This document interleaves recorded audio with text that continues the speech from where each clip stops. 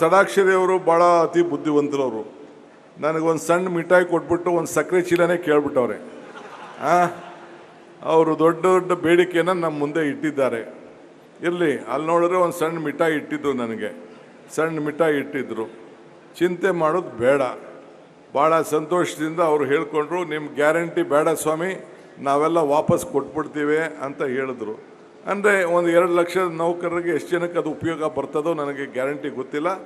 ಆದರೆ ಅಷ್ಟು ದೊಡ್ಡ ಹೃದಯ ಶ್ರೀಮಂತಿಕೆಯನ್ನು ನಿಮ್ಮೆಲ್ಲರ ಪರವಾಗಿ ಷಡಾಕ್ಷರಿಯವರು ತೋರಿಸಿದ್ದಾರಲ್ಲ, ಅದಕ್ಕೆ ನಾನು ಈ ಸಂದರ್ಭದಲ್ಲಿ ಅವರಿಗೆ ನಾನು ಅಭಿನಂದಿಸ್ತೇನೆ. 2006ರಿಂದ ನಂತರ ನೇಮಕಗೊಂಡಂಥ ನೌಕರ ಹಿತಾಸಕ್ತಿ ಬಗ್ಗೆ ತಾವು OPS ಬಗ್ಗೆ NPS ಬಗ್ಗೆ ಏನು ಚರ್ಚೆ ಮಾಡಿದ್ದೀರಿ, ಇದು ನಾವೆಲ್ಲ ಖಂಡಿತ ನಾವು ಗಮನಿಸ್ತೇವೆ. ಖಂಡಿತ ನಿಮ್ಮ ಏನು ಬೇಡಿಕೆಯನ್ನು ನನ್ನ ಮುಂದೆ ಇಟ್ಟಿದ್ದೀರಿ, ನನ್ನ ಹಾಗೂ ಪರಮೇಶ್ವರ ಮುಂದೆ ವಿಚಾರವನ್ನು ಮಂಡಿಸಿದ್ದೀರಿ. ಏನು ನಮ್ಮ ಸಮಿತಿ ವರದಿ ಬಂದ ತಕ್ಷಣ ನಾನು ಕ್ಯಾಬಿನೆಟ್ನಲ್ಲಿ ಚರ್ಚೆ ಮಾಡಿ, ನಿಮ್ಮನ್ನು ಕರೆಸಿ ನಿಮ್ಮತ್ತೂ ಚರ್ಚೆ ಮಾಡಿ, ನಮ್ಮ ಕೈಯಲ್ಲಿ ನಾವು ಯಾವತ್ತೂ ಕೂಡ ಬಸವಣ್ಣನ ನಾಡಿನಲ್ಲಿ ಸೇವೆ ಮಾಡ್ತಾ ಇರೋರು, ಕೊಟ್ಟ ಮಾತನ್ನು ಉಳಿಸ್ಕೊಳ್ಳಿಟ್ಟಿರೋರು. ಯಾವುದಾದ್ರು ಸರ್ಕಾರ ಇಲ್ಲಿವರೆಗೂ ಯಾವುದಾದ್ರು ನುಡಿದಂತೆ ನಡೆದಿದೆ ಅನ್ನೋದಾದರೆ ಇದು ಕಾಂಗ್ರೆಸ್ ಸರ್ಕಾರ, ನಿಮ್ಮ ಸರ್ಕಾರ ಅನ್ನೋದನ್ನು ಯಾರು ಕೂಡ ಮರಲಿಕ್ಕೆ ಸಾಧ್ಯ ಇಲ್ಲ. ನೀವು ಒಂದು ಮಾತು ಕೊಟ್ರಿ, ನಮ್ಮ ಜೊತೆಯಲ್ಲಿ ಇರ್ತೀವಿ ಅಂತ.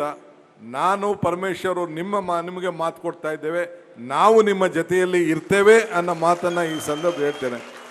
ಸೊ ಇಬ್ಬರಿಗೂ ಕಾಂಟ್ರಾಕ್ಟು ಕರೆಕ್ಟಾಗಿ ಆಗಿದೆ ತಾನೇ, ಅಗ್ರಿಮೆಂಟು ಆಗಿದೆ ತಾನೇ. ರೆವಿನ್ಯೂ ಮಿನಿಸ್ಟ್ರು ಬೇರೆ, ಅವರು ಬಾಂಡ್ ಪೇಪರು ಸರಿಯಾಗಿರ್ತದೆ. ಸಾಕ್ಷಿ ನಮ್ಮ ಸ್ವಾಮಿಗಳು, ಅವರಿಬ್ಬರು ಕೂಡ ನಮ್ಮ ಅಗ್ರಿಮೆಂಟ್ಗೆ ಇಬ್ಬರು ಸ್ವಾಮಿಗಳು ಸಾಕ್ಷಿ. ಬುದ್ಧಿ, ನೀವಿಬ್ಬರು ಸಾಕ್ಷಿ ಆಗಬೇಕು. ಅವರು ಬಾಂಡ್ ಪೇಪರು ಪರಮೇಶ್ವರ್ ಅವರು ಇತ್ತಿದೆ. ಸೊ ಷಡಾಕ್ಷರಿ, ನೀನು ಎಲ್ಲ ಸೇರಿ ಸೈನ್ ಹಾಕಬೇಕು. ಏನಕ್ಕೆ ಸೈನ್ ಹಾಕಬೇಕು? ಮುಂದಿನ ಸರ್ಕಾರ, ನಿಮ್ಮ ಸರ್ಕಾರ, ನಮ್ಮ ಸರ್ಕಾರ ಒಟ್ಟಿಗೆ ನಾವು ಕೆಲಸ ಮಾಡಬೇಕು. ಗ್ಯಾರಂಟಿ ತಾನೇ? ಅಷ್ಟೇ. ನಮ್ಮ ಅಗ್ರಿಮೆಂಟು ಕರೆಕ್ಟಾಗಿರಬೇಕು. ಏನಾದ್ರು ಹೆಚ್ಚು ಕಮ್ಮಿ ಆದರೆ ನನಗೆ ಭರವಸೆ ಇದೆ, ಹೆಚ್ಚು ಕಮ್ಮಿ ಆಗೋದಿಲ್ಲ ತಾನೇ? ಭಾಳ ಸಂತೋಷ.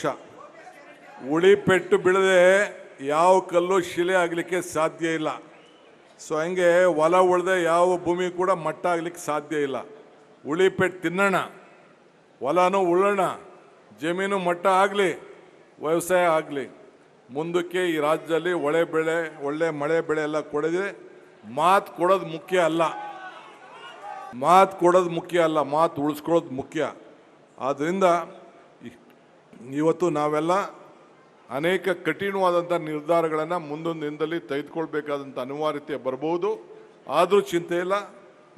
ನಿಮ್ಮ ಶ್ರಮ ನಮಗೆ ಅರಿವಿದೆ, ನಿಮ್ಮ ಬದುಕಿನ ಬಗ್ಗೆ ನಮಗೆ ಅರಿವಿದೆ.